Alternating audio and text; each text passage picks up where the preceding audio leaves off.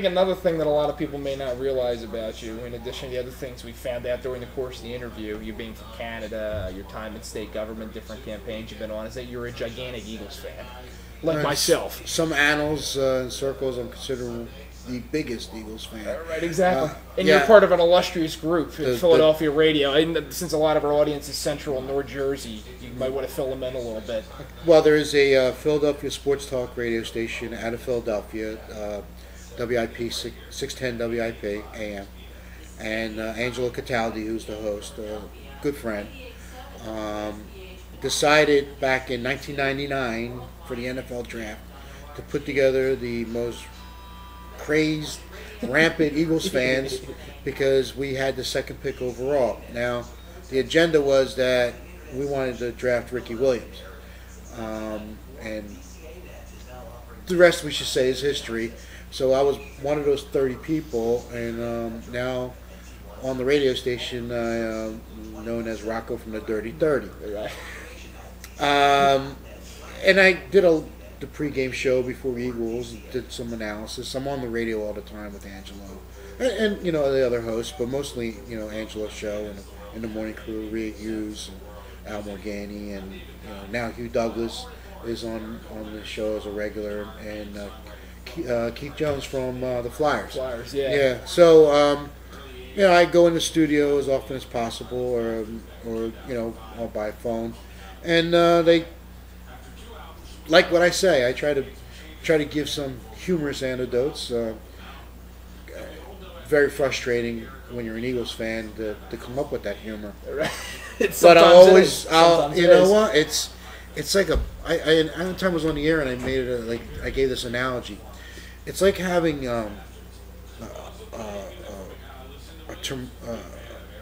relationship with a girlfriend, tumultuous relationship, where the sex is really great, but the fighting drives you crazy, right. and there's nothing in common, but you got that one aspect, and you keep going back because you think that'll save the relationship, Well, we keep waiting for that championship, and we keep going back, and we've come close. But we keep coming back empty.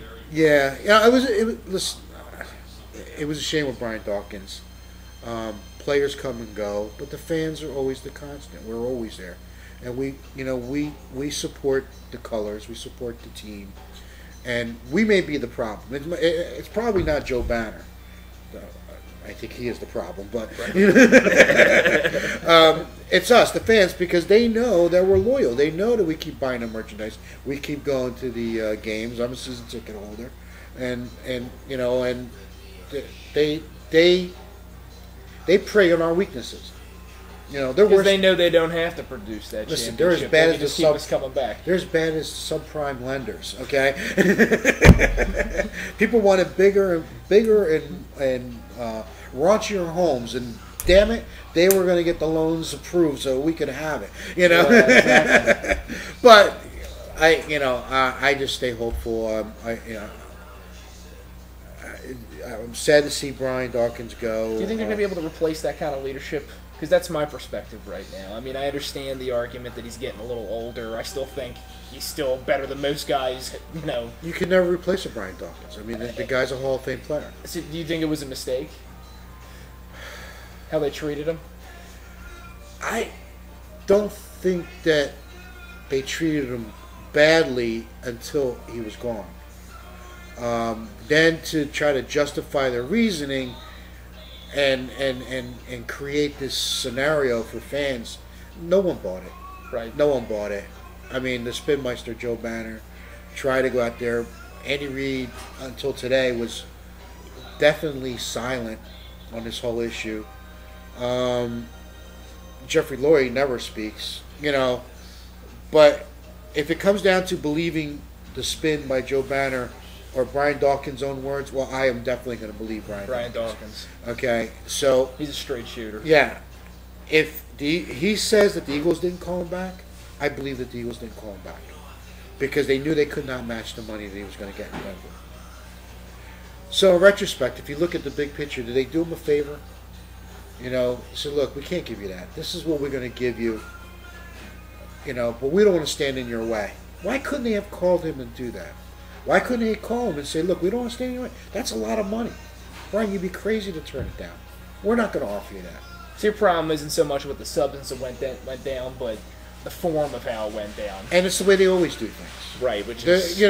Which doesn't, as, we're humanists, and we want to have compassion for our player, especially a player like Brian Dawkins, who do you know how many memorable hits we've had?